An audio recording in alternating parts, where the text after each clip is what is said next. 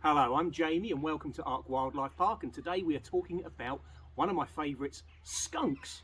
Now, skunks are an animal that we traditionally associate with North America. There's a number of different species, but this is what you'd call the classic North American striped skunk that we have here. Now, over the last few years, unfortunately, skunks have become an increasingly popular pet here in the UK and also in Europe.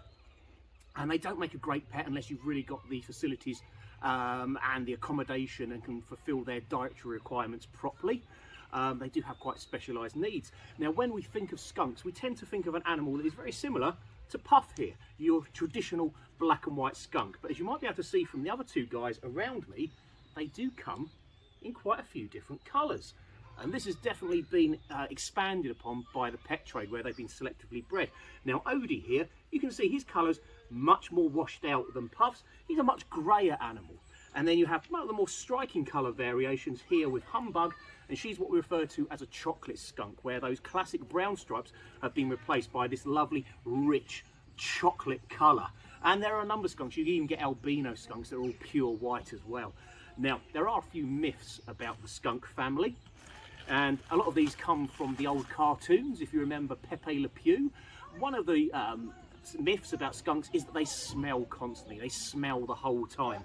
Now, I'm not sat here with a gas mask, because skunks only do that famous smell if they think their lives are in danger. Now, all three of our little skunks here are what you might term fully loaded. They do have that ability, but unless they feel threatened, they don't do that famous smell. It's a defense mechanism. In fact, as a general rule, skunks are quite reluctant to do that special spray, because once they spray, they're not going to be able to regenerate that charge for nearly a week, meaning they're going to be defenseless for a week. So it's something they tend to only employ if they feel really bothered, if they think their lives are in danger. So although I'm sat here with three beautiful skunks surrounding me, it doesn't smell most of the time. Skunks don't smell any worse than a cat or a dog or a ferret.